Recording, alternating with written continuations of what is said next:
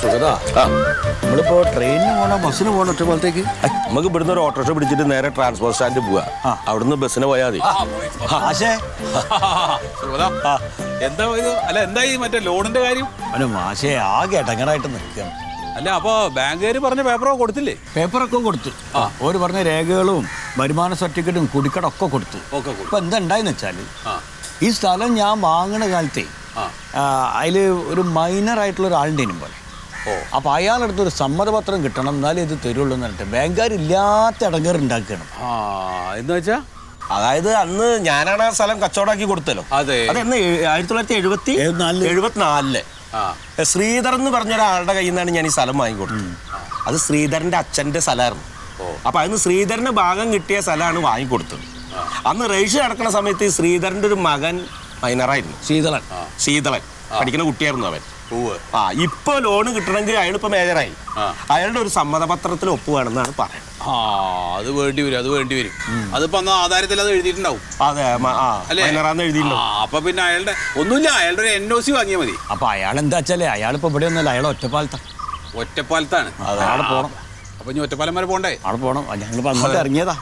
അപ്പൊ ഞാൻ വരണോ? വേണ്ട, മാഷ് വേണ്ട. ഇനിയിപ്പോ 3 ആള് പോയിട്ട് അത് മുടങ്ങണ്ട. അപ്പൊ ഞങ്ങൾ അങ്ങോട്ട് പോയിട്ട് ഓ ആയിക്കോട്ടെ. അല്ല സൂത, മൊയ്തുവിന്റെ വീടിന്റെ അടുത്തുള്ള നിന്റെ സ്ഥലം കൊടുക്കാന്ന് പറഞ്ഞിട്ട് ശരിയാ?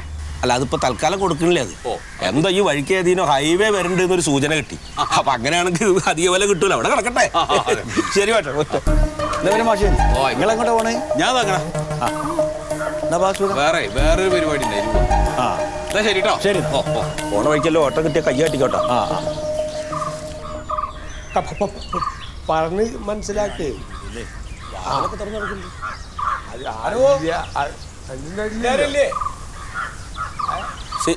ശീതളുണ്ടോ? ഹലോ, ഞാൻ ഉണ്ടെന്നല്ലേ പറഞ്ഞു. ഞാൻ കൊടുക്കാം, ഇല്ലെന്താ കുഴപ്പം? സന്ധ്യ ഉണ്ടല്ലോ. രാവിലെ അടിക്കുന്നുണ്ട്.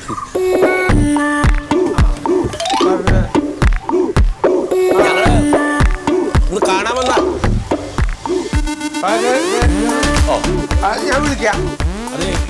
പൊന്നാരത്തി ശീതളങ്ങളല്ലേ? പൊന്നാരത്തുകാരുടെ വർത്താനം പറയണ്ട. പൊന്നാരത്തുകാരുടെ വർത്താനം പറഞ്ഞിട്ട് രാവിലെ കൊണ്ട് കയറില്ല. ഇത് ശീതളനാണ്, ശീതളന്റെ വീടാണ്.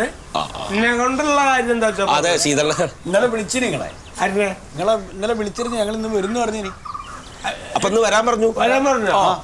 എന്നാ വന്നോ.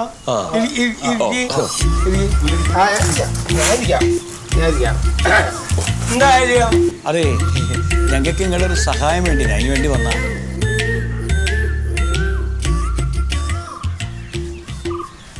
സഹായം ഒന്നും ചെയ്യാൻ പറ്റുന്ന അവസ്ഥയിലല്ല ഇപ്പൊ. അല്ല, സാമ്പത്തികമായിട്ടുള്ള സഹായം അല്ല. നിങ്ങളുടെ അച്ഛന്റെ തറവാട്ടുകാരുടെ കാര്യം വീട്. അല്ല, ഞാൻ എന്ത് ചെയ്യുന്നുണ്ട്? അത് നിങ്ങളുടെ അവിടുന്ന് നിങ്ങളുടെ അച്ഛന്റെ ഭാഗേ ഞാനാണ് കച്ചവടം ചെയ്തു കൊടുത്തേ. ബ്രോക്കറാണ്. അതെ, അതിലൊരു 18 സെന്റ് സ്ഥലം മേടിച്ചത് മൊയ്തുവാണ്. അത് കച്ചവടം കഴിഞ്ഞ. അതെ, കഴിഞ്ഞു. അതെ അതെ, എന്റെ അച്ഛൻ കച്ചവടം ചെയ്തിട്ട് ആ കാശ് കൊണ്ട് കോയമ്പത്തൂർ ഒരു ബിസിനസ് തുടങ്ങി. ആ ബിസിനസ് തുടങ്ങിയ അച്ഛൻ മരിച്ചതിന് ശേഷം ഞാൻ ആ ബിസിനസ് ഏറ്റെടുത്ത് അവിടെ നിന്ന് അങ്ങോട്ട് വെച്ചടി അങ്ങോട്ട് നശിച്ച് നാറാണക്കല്ല് കുത്തി കച്ചവടം പോയി. അതിന്റെ കാര്യം ഇനിയിപ്പോ ഇവിടെ ചർച്ചയ്ക്ക് വെക്കേണ്ട കാര്യം അല്ല. അതല്ല, അതെന്താണ്ടായെന്ന് വെച്ച് കഴിഞ്ഞാൽ എന്താ അറിയോ, ഞങ്ങൾക്കിപ്പോ ആ സ്ഥലം ഇപ്പൊ എന്റെ പേരിലാണേ. അപ്പൊ എനിക്കിപ്പോ ആ സ്ഥലം ഒന്ന് ബാങ്കിൽ ലോണ് എടുക്കാൻ വേണ്ടി കൊടുക്കണേ. ബാങ്കിൽ നിന്ന് ലോണ്. നിങ്ങളുടെ സ്ഥലം അതെ, നിങ്ങക്ക് ലോൺ വേണോ? കൊടുത്തോ. അതിനെന്തിനാ എന്നോട് ചോദിക്കുന്നു? അല്ല, അതെന്താ അറിയാ, ആധാരത്തിലൊരു ചെറിയ മിസ്റ്റേക്ക് ഉണ്ടേ. നിങ്ങളുടെ അച്ഛൻ ആ സ്ഥലം മൊയ്തുവിന് കൊടുക്കണ സമയത്ത് നിങ്ങൾ മൈനറായിരുന്നു. അതുകൊണ്ടാണ് എന്റെ അച്ഛൻ ആ സ്ഥലം കൊടുത്തേ. അല്ലാതെ എന്റെ ഈ ഒരു പ്രായത്തില് അച്ഛനെ കൊണ്ട് ആ സ്ഥലം കൊടുപ്പിക്കാൻ ഞാൻ സമ്മതിക്കുവോ? അത് നിങ്ങക്ക് കിട്ടിയില്ലേ, നല്ല മണ്ണല്ലേ. ഇനിയിപ്പോ ആ കാര്യം പറഞ്ഞിട്ട് എന്നോടത്ത് വന്നിട്ടെന്താ കാര്യം? അല്ല, അതല്ല ശീതളേട്ടാ, ഈ ബാങ്കിൽ നിന്ന് ലോണ് കിട്ടാനേ നിങ്ങളൊരു സമ്മതപത്രം വേണം. നിങ്ങളുടെ സ്ഥലം നിങ്ങക്ക് ലോൺ എടുക്കാം, പിന്നെ എന്റെ സമ്മതപത്രം എന്തിനാന്ന് എനിക്ക് മനസ്സിലാവും. അല്ല, എന്താ അറിയോ, എന്റെ മോളെ കല്യാണം ഉണ്ടേ. അപ്പൊ കല്യാണത്തിന് കുറച്ച് പൈസ. കല്യാണത്തിന് വരാൻ നേരില്ല, സോറി. അല്ല, കല്യാണത്തിന് വരാനല്ല, കല്യാണത്തിന് ഒരു കല്യാണം നടക്കണമെങ്കിൽ ഒരു സമ്മതപത്രം നിങ്ങളത് കിട്ടണം. നിങ്ങൾ മോളുടെ കല്യാണം നടത്താൻ എന്റെ സീതള കല്യാണം നടത്താനല്ല, കല്യാണം നടത്തണമെങ്കിൽ മൂപ്പരുടെ സ്ഥലത്തിന്റെ ആധാരം ബാങ്കിൽ വെച്ച് ലോൺ എടുക്കണം. ആ ലോൺ കിട്ടണമെങ്കിൽ മേജറായ നിങ്ങളുടെ ഒരു ഒപ്പ് വേണം, ഒരു സമ്മതപത്രം വേണം. മനസ്സിലായില്ലേ? അപ്പോ എന്റെ ഒപ്പുണ്ടെങ്കിലാണ് നിങ്ങക്ക് ലോൺ കിട്ടും. ലോൺ കിട്ടുള്ളൂ. അപ്പൊ ഒരു സമ്മതപത്രം ഒപ്പിട്ട് തരണം. ഓ, അപ്പൊ എന്റെ ഒപ്പിന് വില ഉണ്ട്. അതെ, അത് അന്ന് മൈനർ ആയിരുന്നല്ലോ, ഇപ്പൊ മേജറായപ്പോ ഒരു ഒപ്പ് ആവശ്യം വന്നു. ഒപ്പിന് വിലയുണ്ട്. അതെ അല്ലേ? ഒപ്പിന് വിലയുണ്ട്. ഉണ്ട്. അപ്പൊ ഒരു കാര്യം ചെയ്യും, നിങ്ങളൊരു 5 ലക്ഷം രൂപ എനിക്ക് തന്നാൽ ഞാൻ ഒപ്പിട്ട് തരാം. എത്ര? 5 ലക്ഷം രൂപ. എന്തിന്? അല്ല ശീതളേട്ടാ, ഇതും ഉണ്ടായിരിക്കേ. എന്തിന് 5 ലക്ഷം തരണേ? എന്തിനു നിങ്ങളിവിടെ വന്നത്?